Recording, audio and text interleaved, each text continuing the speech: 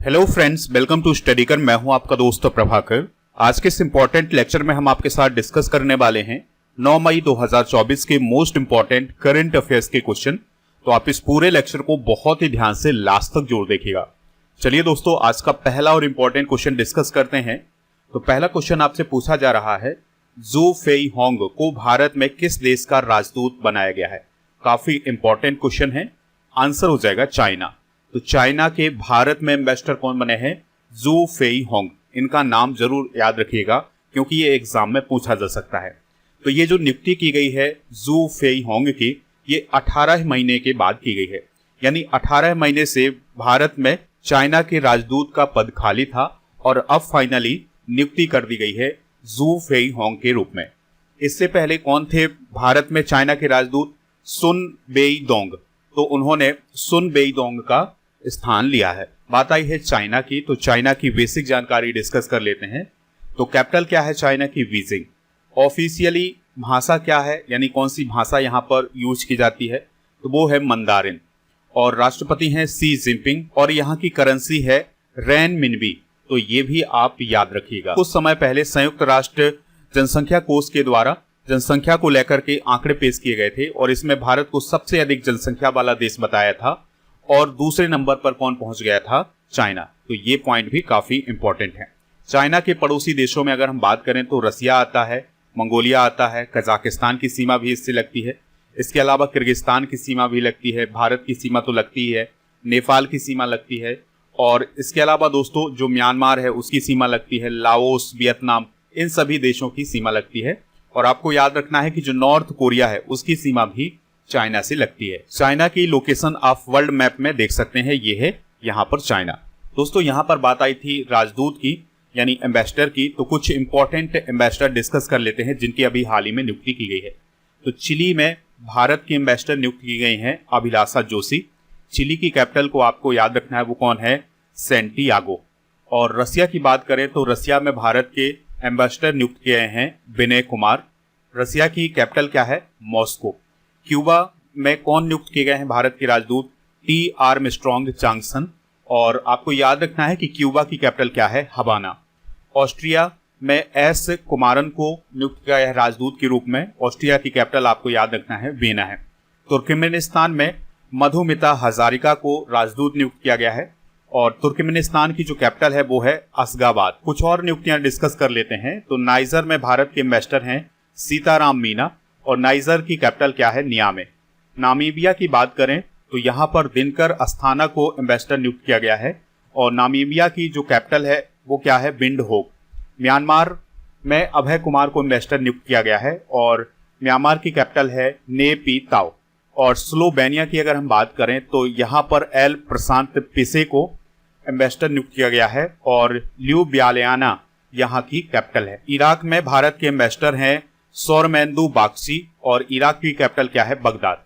तो ये सभी एम्बेसडर या हाई कमिश्नर आप नोट कर लीजिएगा। आप इस पूरे लेक्चर को बहुत ही ध्यान से लास्ट तक देखिएगा। लास्ट में आपसे क्वेश्चन पूछा जाएगा जिसका आंसर आपको कमेंट बॉक्स में देना है। अगर आप चैनल पर पहली बार आए हैं तो सब्सक्राइब कर लें, बेल आइकन भी दबा लें जिससे आपको समय पर और सबसे पहले नोटिफिकेशन मिल सकेगा। अगर आप हमसे पहली बार जुड़ रहे हैं तो हमारे व्हाट्सएप चैनल को ज्वाइन कर लीजिएगा। इसके अलावा टेलीग्राम चैनल को भी ज्वाइन कर लीजिएगा। आपको टेलीग्राम पर जाना है और स्टडी कर ऑफिशियल सर्च करना है तो वहां पर आपको हमारा चैनल मिल जाएगा, उससे ऐड हो जाना है। तो ऐड होने के बाद आपको पीडीएफ और इंपॉर्टेंट नोटिफिकेशन मिल जाएंगे। ऐप को भी डाउनलोड कर लें। ऐप पर आपको paid course, e book, test series, PDF, daily quiz ये सभी मिल जाएगा। मंथली करंट अफेयर्स की ई बुक आपको हिंदी और इंग्लिश दोनों मीडियम में मिल जाएगी। इसके अलावा ईयरली करंट अफेयर्स, 6 मंथ की करंट अफेयर्स की ई बुक, ये सभी ई बुक आपको ऐप पर मिल जाएगी। अगला क्वेश्चन है, काफी इंपॉर्टेंट क्वेश्चन है, तो ध्यान से सुनिएगा। किस कंपनी ने दुनिया भर से कोरोना वैक्सीन वापस मंगाई है? आंसर हो जाएगा एस्ट्राजेनेका। तो दोस्तों ब्रिटेन की एक कंपनी है जिसका नाम है एस्ट्राजेनेका और इसका काम ही है वैक्सीन वगैरह बनाना। तो इसने अब दुनिया भर में उसके द्वारा जो कोविड-19 की वैक्सीन बनाई गई थी उसकी खरीद और बिक्री को बंद करने का फैसला किया है। और कंपनी ने ये कहा है कि अब इस वैक्सीन की मैन्युफैक्चरिंग नहीं की जाएगी और ना ही इसकी सप्लाई की जाएगी। यानी कि अब नई वैक्सीन नहीं बनाई जाएगी और ना ही अब किसी भी देश को ये वैक्सीन सप्लाई की जाएगी। तो ये कंपनी के द्वारा फैसला लिया गया है। कंपनी ने ये बताया है कि ये जो फैसला लिया गया है ये व्यावसायिक कारणों से लिया गया है। तो व्यावसायिक कारणों के कारण इस वैक्सीन को मार्केट से हटाया जा रहा है। दोस्तों, इस प्रकार से अब जो यूरोप के देश हैं वहां पर एस्ट्राजेनेका कंपनी की जो कोविड-19 की वैक्सीन है उसका यूज नहीं किया जाएगा। दोस्तों, आपको याद रखना होगा कि जो एस्ट्राजेनेका कंपनी है इसने 2020 में ऑक्सफोर्ड यूनिवर्सिटी के साथ मिलकर के कोरोना की वैक्सीन बनाई थी और ब्रिटेन और ऑस्ट्रेलिया में इस वैक्सीन का नाम है वैक्सजेवरिया। तो इस नाम से ये मार्केट में उपलब्ध है। और दोस्तों, भारत में भी इसी फॉर्मूले से, यानी कि जिस फॉर्मूले से एस्ट्राजेनेका ने अपनी कोविड-19 वैक्सीन बनाई थी उसी फॉर्मूले से भारत में भी सीरम इंस्टीट्यूट ऑफ इंडिया के द्वारा कोविशील्ड नाम की वैक्सीन बनाई गई थी, जिसका उपयोग कोरोना के समय पर किया जा रहा था। दोस्तों, एस्ट्राजेनेका कंपनी कुछ समय पहले बहुत चर्चा में रही है क्योंकि उसने फरवरी 2024 में ब्रिटिश हाईकोर्ट में यह बताया था कि उसकी जो कोविड-19 वैक्सीन है उसके खतरनाक साइड इफेक्ट हो सकते हैं। और कंपनी ने कोर्ट में यह बताया था कि उसकी कोरोना वैक्सीन से कुछ मामलों में थ्रोम्बोसाइटोपेनिया सिंड्रोम यानी TTS हो सकता है।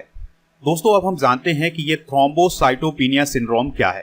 तो थ्रोम्बोसाइटोपेनिया तब होता है जब हमारे शरीर में प्लेटलेट्स का स्तर गिर जाता है। आपको पता है कि हमारे शरीर के ब्लड में RBC यानी रेड ब्लड सेल्स पाई जाती हैं और व्हाइट ब्लड सेल यानी WBC पाई जाती हैं और प्लेटलेट्स पाई जाती है। तो जब ब्लड में प्लेटलेट्स का स्तर गिर जाता है तो उसे थ्रोम्बोसाइटोपेनिया कहा जाता है। दोस्तों, थ्रोम्बोसाइटोपेनिया सिंड्रोम के साथ जो थ्रोम्बोसिस होता है ये क्या होता है?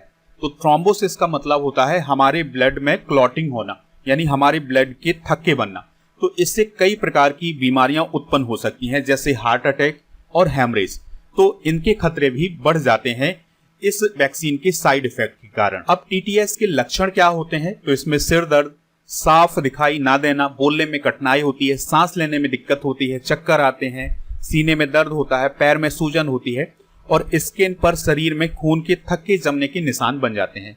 तो ये TTS के लक्षण होते हैं। तो ये काफी रेयर मामलों में देखने को मिलते हैं। दोस्तों, भारत में सबसे ज्यादा कौन सी वैक्सीन लगाई गई है, चलिए इसको डिस्कस कर लेते हैं। तो भारत में जितनी भी वैक्सीन लगाई गई हैं कोविड-19 की, उनमें सबसे ज्यादा लगाई गई है कोविशील्ड। 175 करोड़ लोगों को कोविशील्ड वैक्सीन लगाई गई है और कोवैक्सीन जो वैक्सीन है ये 36 करोड़ लोगों को लगाई गई है और कॉर्बोवैक्स लगाई गई है 7.38 करोड़ लोगों को। नेक्स्ट क्वेश्चन है, हाल ही में पुलित्जर पुरस्कार की घोषणा की गई है, यह निम्न में से किससे संबंधित है? आंसर हो जाएगा पत्रकारिता। तो जो पुलित्जर पुरस्कार है वो पत्रकारिता से संबंधित पुरस्कार है। तो इसकी अभी हाल ही में घोषणा की गई है। यह पुरस्कार अमेरिका में प्रदान किया जाता है। तो अमेरिका में समाचार पत्रों, पत्रिका और ऑनलाइन पत्रकारिता, साहित्य एवं संगीत रचना के क्षेत्र में उपलब्धियों के लिए यह पुरस्कार दिया जाता है। तो काफी इंपॉर्टेंट है। अगर आपसे ऑप्शन में केवल पत्रकारिता पूछा जाता है तो आप पत्रकारिता पर टिक करिएगा। अगर उसमें साहित्य भी जुड़ा है तो आप साहित्य और पत्रकारिता दोनों पर टिक कर सकते हैं। दोस्तों, अगर आपसे सवाल पूछा जाए कि जो पुलित्जर पुरस्कार है इसकी स्थापना किसने की थी, तो इसकी स्थापना जोसेफ पुलित्जर के द्वारा की गई थी। दोस्तों, जो जोसेफ पुलित्जर थे उन्होंने 1904 में अपनी वसीयत लिखी थी और इसी वसीयत में पुलित्जर पुरस्कार की घोषणा की थी और उन्होंने कहा था पत्रकारिता, कला और संस्कृति में उत्कृष्ट योगदान करने वालों को इस पुरस्कार को प्रदान किया जाए। दोस्तों, आपको याद रखना है कि पहली बार पुलित्जर पुरस्कार 1917 में प्रदान किया गया था, यानी कि 1904 में जोसेफ पुलित्जर के द्वारा इसकी स्थापना की बात कही गई थी, लेकिन 1917 में यह पहली बार प्रदान किया गया था। वर्तमान में इस पुरस्कार का जो एडमिनिस्ट्रेशन है वो कोलंबिया विश्वविद्यालय के पास है, जो कि अमेरिका के न्यूयॉर्क शहर में स्थित है। आपको याद रखना होगा कि यह पुरस्कार हर साल 23 श्रेणियों में प्रदान किया जाता है, यानी 15 पत्रकारिता की श्रेणियां इसमें शामिल हैं और 8 कला की श्रेणियां शामिल हैं। तो इस प्रकार से 23 श्रेणियों में पुलित्जर पुरस्कार प्रदान किया जाता है। 2024 की कुछ प्रमुख विजेता डिस्कस कर लेते हैं, क्योंकि 23 श्रेणियों को हम डिस्कस करने वाले नहीं हैं और ना ही आपके एग्जाम में इन 23 श्रेणियों से क्वेश्चन आ सकता है। आपके क्वेश्चन में यही पूछा जा सकता है कि जो पुलित्जर पुरस्कार है ये किससे संबंधित है। तो अगर हम पत्रकारिता की श्रेणियों की बात करें तो इसमें लोक सेवा के क्षेत्र में प्रो पब्लिका को यह पुरस्कार दिया गया है, जो कि एक पत्रकार संस्था है, और खोजी रिपोर्टिंग के लिए यह पुरस्कार दिया गया है हन्ना ड्रेयर को, जो कि द न्यूयॉर्क टाइम्स से जुड़ी हुई हैं। अंतर्राष्ट्रीय रिपोर्टिंग के लिए यह पुरस्कार न्यूयॉर्क टाइम्स अखबार से जुड़े हुए पूरे स्टाफ को यह पुरस्कार दिया गया है, और संपादकीय लेखन के लिए डेविड ई हॉफमैन को यह पुरस्कार दिया गया है, जो कि द वाशिंगटन पोस्ट से जुड़े हुए हैं। ब्रेकिंग न्यूज फोटोग्राफी का पुरस्कार दिया गया है राइटर्स समाचार एजेंसी के फोटोग्राफी टीम को। इस प्रकार से 15 श्रेणियों में पत्रकारिता के क्षेत्र में और इसके अलावा 8 श्रेणियों में कला के क्षेत्र में यह पुरस्कार दिया गया है। तो आपको जब पीडीएफ मिलेगी तो इनमें सभी मिल जाएंगे, तो आप इसको अगर नोट करना चाहते हैं तो नोट कर सकते हैं। हाल ही में प्रदान किए गए पुरस्कार डिस्कस कर लेते हैं। तो पूर्णिमा देवी बर्मन को व्हीटली गोल्ड अवार्ड प्रदान किया गया है। आलोक शुक्ला को गोल्डमैन पर्यावरण पुरस्कार, पंडित राजेंद्र गंगानी को लच्छू महाराज पुरस्कार प्रदान किया गया है 2024 का। एआई एंकर सना को ग्लोबल मीडिया अवार्ड प्रदान किया गया है। जीना जस्टिस को कैम्ब्रिज समर्थित शिक्षक पुरस्कार प्रदान किया गया है। इसके अलावा दोस्तों नोवाक जोकोविच को अभी हाल ही में लॉरियस वर्ल्ड स्पोर्ट्स अवार्ड से सम्मानित किया गया है। रतन टाटा जी को KISS मानवतावादी सम्मान 2021 से सम्मानित किया गया है। पाबुलुरी सुब्बाराव को आर्यभट्ट पुरस्कार प्रदान किया गया है, और यूनेस्को गिलर्मो कैनो पुरस्कार 2024 गाजा को कवर करने वाले फिलिस्तीनी पत्रकारों को प्रदान किया गया है। तो ये सभी अवार्ड आप नोट कर सकते हैं। नेक्स्ट क्वेश्चन आपसे पूछा जा रहा है, अंतरराष्ट्रीय थैलेसीमिया दिवस कब मनाया जाता है? तो हर साल 8 मई को अंतरराष्ट्रीय थैलेसीमिया दिवस मनाया जाता है। काफी इंपॉर्टेंट डे है, तो इसको आप नोट जरूर कर लीजिएगा। तो थैलेसीमिया के बारे में जागरूकता बढ़ाने के लिए इस दिवस को मनाया जाता है। आपको याद रखना है कि 1994 से हर साल थैलेसीमिया इंटरनेशनल फेडरेशन के द्वारा इस दिवस का आयोजन किया जा रहा है। दोस्तों 2024 की थीम आप याद रखिएगा, जीवन को सशक्त बनाना, प्रगति को गले लगाना, सभी के लिए न्याय संगत और सुलभ थैलेसीमिया उपचार, या फिर इसे बोल सकते हैं empowering lives, embracing progress, equitable and accessible thalassemia treatment for all. तो ये थीम आप नोट कर सकते हैं। दोस्तों अब हम समझते हैं कि ये थैलेसीमिया क्या है। तो यह एक आनुवांशिक रोग है और यह एक ब्लड डिसऑर्डर है, और अगर किसी को थैलेसीमिया हो जाता है तो उसके शरीर में हीमोग्लोबिन का निर्माण कम होता है, यानी कि बहुत कम हीमोग्लोबिन का निर्माण होता है, जिसके कारण उस व्यक्ति के शरीर में एनीमिया के लक्षण दिखाई देते हैं, यानी कि खून की कमी हमेशा बनी रहती है। तो इस स्थिति को बोला जाता है थैलेसीमिया। दोस्तों अभी तो बात की है हमने थैलेसीमिया दिवस की, अब हम बात करते हैं महाराणा प्रताप जी की जयंती की, जो कि 9 मई को मनाई जाती है। तो आपको याद रखना है महाराणा प्रताप जी की जयंती कब मनाई जाती है? 9 मई को मनाई जाती है। महाराणा प्रताप का जन्म हुआ था 9 मई 1540 को राजस्थान के मेवाड़ में। उनके पिता का नाम था राणा उदय सिंह और माता का नाम था जयवंता बाई। राणा उदय सिंह की मृत्यु के बाद 1572 में महाराणा प्रताप मेवाड़ के राजा बने थे। आपको एक युद्ध याद होगा, हल्दी घाटी का युद्ध। तो हल्दी घाटी का युद्ध कब हुआ था? 18 जून 1576 को, और यह हुआ था महाराणा प्रताप और मुगल सेना के बीच। और मुगल सेना का नेतृत्व कौन कर रहा था? मान सिंह। और आपको याद रखना है कि महाराणा प्रताप के घोड़े का नाम क्या था? चेतक। महाराणा प्रताप की मृत्यु कब हुई थी? 19 जनवरी 1597 को। दोस्तों मई माह में मनाए गए अब तक के प्रमुख दिवस डिस्कस कर लेते हैं। जैसे अंतर्राष्ट्रीय श्रमिक दिवस 1 मई को मनाया गया है।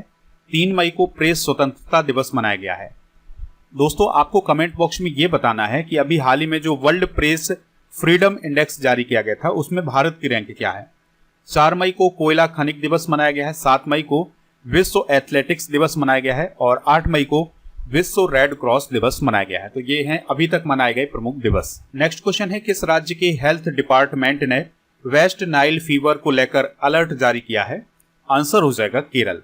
तो केरल में अभी हाल ही में वेस्ट नाइल फीवर के कुछ मामले देखे गए हैं, तो इसी को लेकर के केरल सरकार के हेल्थ डिपार्टमेंट ने अलर्ट जारी किया है। आपको याद रखना है कि केरल के कोझिकोड, त्रिशूर और मलप्पुरम में 6 मामले सामने आए हैं वेस्ट नाइल फीवर के। दोस्तों त्रिशूर में इस फीवर के कारण एक बुजुर्ग व्यक्ति की मौत भी हुई है। अगर आपसे पूछा जाए कि जो वेस्ट नाइल फीवर है ये किसके कारण फैलता है, तो यह मच्छर के कारण फैलता है और 10 में से 6 मामलों में लक्षण भी नहीं दिखाई देते हैं, यानी कि जो वेस्ट नाइल फीवर है इसके लक्षण बहुत रेयर हैं जो आपको दिखाई दें। 10 में से 6 मामले ऐसे हो सकते हैं जिसमें लक्षण ही ना दिखाई दें, तो इस प्रकार से इसकी पहचान करना थोड़ा सा कठिन होता है। वेस्ट नाइल फीवर क्या है, चलिए इसको समझ लेते हैं। तो वेस्ट नाइल फीवर आमतौर पर पक्षियों में पाई जाने वाली बीमारी है और पक्षियों के माध्यम से ये मच्छरों में फैलती है और फिर मच्छरों के माध्यम से ये इंसानों में फैलती है। तो इस प्रकार से ये पक्षियों से इंसानों में फैलने वाली बीमारी है। इसके लक्षण क्या होते हैं, तो इसमें बुखार, उल्टी, दस्त, अत्यधिक पसीना, मतली आना, सिर दर्द, मांसपेशियों में दर्द, चक्कर आना, याददाश्त कमजोर होना और शरीर पर लाल दाने आना, ये सभी इस फीवर के लक्षण हैं। दोस्तों, अगर आपसे पूछा जाए कि वेस्ट नाइल फीवर का पहला मामला कब देखा गया था, तो 1937 में इसका पहला मामला देखा गया था युगांडा देश में। तो क्यूलैक्स जीनस प्रजाति के मच्छर के काटने से वेस्ट नाइल फीवर फैला था। बात आई है केरल की, तो केरल से रिलेटेड कुछ इंपॉर्टेंट करंट अफेयर्स डिस्कस कर लेते हैं। तो भारत का पहला सरकारी स्वामित्व वाला ओटीटी प्लेटफॉर्म सी स्पेस किसने लॉन्च किया है, केरल ने। इंडिया स्किल्स रिपोर्ट 2024 में भारत में काम करने के लिए केरल सबसे पसंदीदा राज्य बना है। ओणम उत्सव केरल में मनाया गया है। जिमी जॉर्ज पुरस्कार मुरली श्रीशंकर को दिया गया था केरल में। केरल की पहली 3D प्रिंटेड इमारत तिरुअनंतपुरम में बनाई गई है। निपाह वायरस केरल में फैला था इंडिया में। लकी बिल ऐप केरल सरकार के द्वारा लॉन्च किया गया है। केरल के एर्नाकुलम जिले में कूपापाडी में हाल ही में लाइम रोग का एक मामला सामने आया था। लाइम रोग बैक्टीरिया के कारण होता है और यह वोरोलिया वर्गडोरफेरी बैक्टीरिया के कारण फैलता है। तो लाइम रोग के लक्षण भी केरल में कुछ समय पहले देखे गए थे। नेक्स्ट क्वेश्चन है, हाई इंपल्स कंपनी ने मोमबत्ती के मोम से चलने वाले रॉकेट का परीक्षण किया है। यह किस देश की कंपनी है? तो हाई इंपल्स कंपनी जर्मनी देश की कंपनी है। तो इसने अभी हाल ही में एक ऐसे रॉकेट का परीक्षण किया है जो मोमबत्ती के मोम से चलती है। आपको याद रखना है कि इस रॉकेट का नाम क्या है, SR-75। तो इसको आप याद रखिएगा। और जर्मन कंपनी हाई इंपल्स के द्वारा ऑस्ट्रेलिया में इस रॉकेट का परीक्षण किया गया है। आपको याद रखना है कि SR-75 पैराफिन और तरल ऑक्सीजन से संचालित होती है। पैराफिन का यूज मोमबत्ती के मोम में किया जाता है। दोस्तों, यह जो रॉकेट है ये 250 किलोग्राम तक के सैटेलाइट को 250 किलोमीटर ऊंचाई तक ले जा सकता है। दोस्तों, इस रॉकेट के परीक्षण होने से जो उपग्रह के प्रक्षेपण का काम है वो सस्ता हो जाएगा, यानी कि जो सैटेलाइट की लॉन्चिंग है वो सस्ती होने वाली है। साइंस और टेक्नोलॉजी से रिलेटेड कुछ इंपॉर्टेंट करंट अफेयर्स डिस्कस कर लेते हैं। तो चाइना ने चंद्रमा के नमूने एकत्र करने के लिए चांगई 6 मिशन अभी हाल ही में लॉन्च किया है। इसरो ने भारत का लक्ष्य 2030 तक मलबा मुक्त अंतरिक्ष मिशन हासिल करने का रखा है। भारत 2040 तक चंद्रमा पर अंतरिक्ष यात्री भेजेगा। अभी हाल ही में रसिया के द्वारा अंगारा A5 रॉकेट का सफल प्रक्षेपण किया गया है। HIIA रॉकेट का सफल प्रक्षेपण जापान के द्वारा किया गया है। पाकिस्तान ने एडवांस रॉकेट सिस्टम फतह सेकेंड का अभी हाल ही में परीक्षण किया था। भारत की निजी कंपनी स्काई रूट ने विक्रम फर्स्ट रॉकेट को अभी हाल ही में लॉन्च किया था। चीन ने दुनिया का पहला मीथेन से उड़ने वाला रॉकेट लॉन्च किया था। इस पॉइंट को भी आप याद रखिएगा। इसरो का सबसे छोटा रॉकेट SSLV-D2 अभी कुछ समय पहले लॉन्च किया गया था। नेक्स्ट क्वेश्चन है, आयुष मंत्रालय में डायरेक्टर कौन बने हैं? तो अभी हाल ही में सुबोध कुमार आयुष मंत्रालय में डायरेक्टर बने हैं और वह 2010 बैच के IAS ऑफिसर हैं। दोस्तों, सुबोध कुमार अभी तक खाद्य प्रसंस्करण उद्योग मंत्रालय में अपना कार्यभार संभाल रहे थे। हाल ही में की गई कुछ प्रमुख नियुक्तियां डिस्कस कर लेते हैं। जैसे संजय कुमार मिश्रा GST अपीलीय न्यायाधिकरण के पहले प्रमुख बने हैं। ये काफी महत्वपूर्ण नियुक्ति है, इसे आप नोट जरूर करिएगा। शशि भूषण सिंह राष्ट्रीय जूट बोर्ड के सचिव बने हैं। प्रतिमा सिंह DPIIT में निदेशक बनी हैं। हितेश सेठिया जियो फाइनेंशियल सर्विसेज के MD और CEO बने हैं। न्यायमूर्ति दिनेश कुमार SAT के पीठासीन अधिकारी बने हैं। सर्बानंद वर्णवाल भूमि संसाधन विभाग के निदेशक बने हैं। अगला क्वेश्चन आपसे पूछा जा रहा है, USA थ्रो फेस्टिवल या USATF 2024 में पुरुषों की हाई जंप प्रतियोगिता में किसने जीत हासिल की है? आंसर हो जाएगा तेजस्विन शंकर ने। तो भारत के एथलीट तेजस्विन शंकर ने पुरुषों की हाई जंप प्रतियोगिता जीती है USA थ्रो फेस्टिवल 2024 में। दोस्तों, इस प्रतियोगिता का आयोजन अमेरिका में किया गया था, क्योंकि इसका नाम ही क्या है, USATF, यानी USA का मतलब है अमेरिका और TF का मतलब है थ्रो फेस्टिवल। आपको याद रखना है कि जो तेजस्विन शंकर हैं, इन्होंने 2.23 मीटर का प्रयास करके, यानी कि इन्होंने 2.23 मीटर की हाई जंप का प्रयास करके ये जीत हासिल की है। दूसरे नंबर पर अमेरिका के अर्नी सीयर्स रहे हैं और तीसरे स्थान पर मैक्सिको के रॉबर्टो विल्चेस रहे हैं। यहाँ पर आप तेजस्विन शंकर को देख सकते हैं। इसके अलावा इसी प्रतियोगिता में भारत के एक एथलीट सर्वेश कुसारे भी शामिल थे, तो उन्होंने 5वां स्थान हासिल किया था। स्पोर्ट्स से रिलेटेड कुछ इंपॉर्टेंट करंट अफेयर्स डिस्कस कर लेते हैं। तो फुटबॉल से रिलेटेड इंडियन सुपर लीग 2024 का टाइटल मुंबई सिटी ने जीता है। WWF विश्व जूनियर चैंपियनशिप 2025 का आयोजन गुवाहाटी असम में किया जाएगा। वेस्टइंडीज के क्रिकेटर डेवॉन थॉमस पर ICC के द्वारा 5 साल का प्रतिबंध लगाया गया है। दोस्तों, ये वेस्टइंडीज के विकेट कीपर बल्लेबाज थे। T20 विश्व कप 2024 में अमेरिका और दक्षिण अफ्रीका का प्रायोजक यानी स्पॉन्सर अमूल बना है। नेक्स्ट क्वेश्चन है, भारतीय सेना और भारतीय वायुसेना ने किस राज्य में संयुक्त अभ्यास गगन स्ट्राइक 2 आयोजित किया है? आंसर हो जाएगा पंजाब में।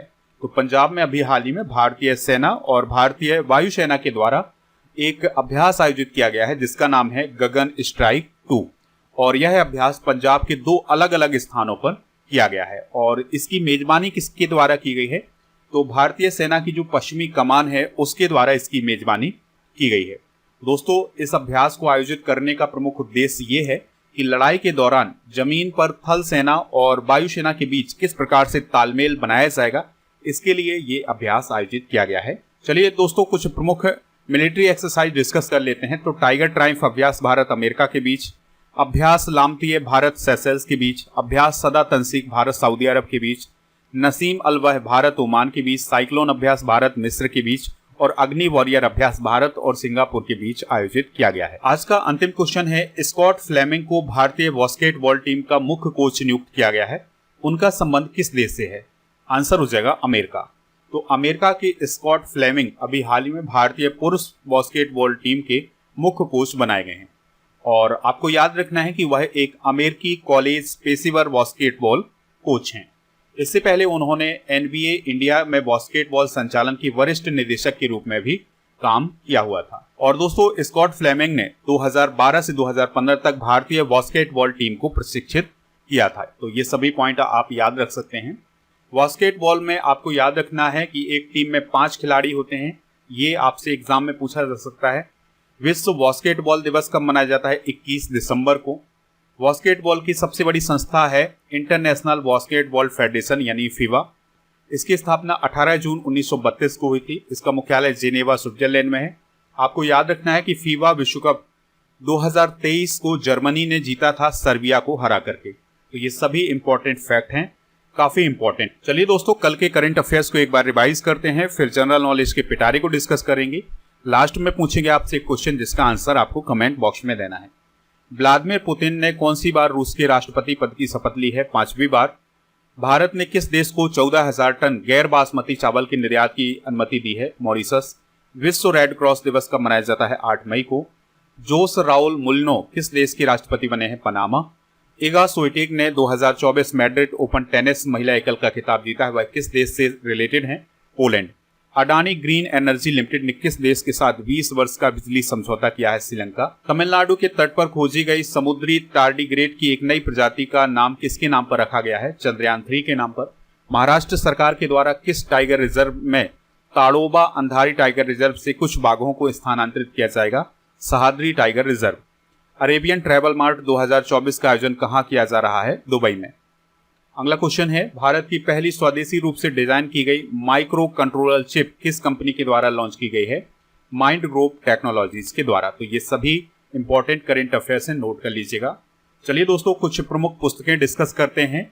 सचिन तेंदुलकर के द्वारा प्लेइंग इट माई वे पुस्तक को लिखा गया है। विष्णु शर्मा के द्वारा पंचतंत्र, चाणक्य के द्वारा अर्थशास्त्र, जवाहरलाल नेहरू के द्वारा डिस्कवरी ऑफ इंडिया पुस्तक को लिखा गया है। मुंशी प्रेमचंद जी के द्वारा गोदान और गबन को लिखा गया है। कल्हड़ के द्वारा राज तरंगणी को, विशाख दत्त के द्वारा मुद्रा राक्षस को, रविन्द्रनाथ टैगोर जी के द्वारा गीतांजलि पुस्तक को लिखा गया है और संजय बारू के द्वारा द एक्सीडेंटल प्राइम मिनिस्टर पुस्तक को लिखा गया है।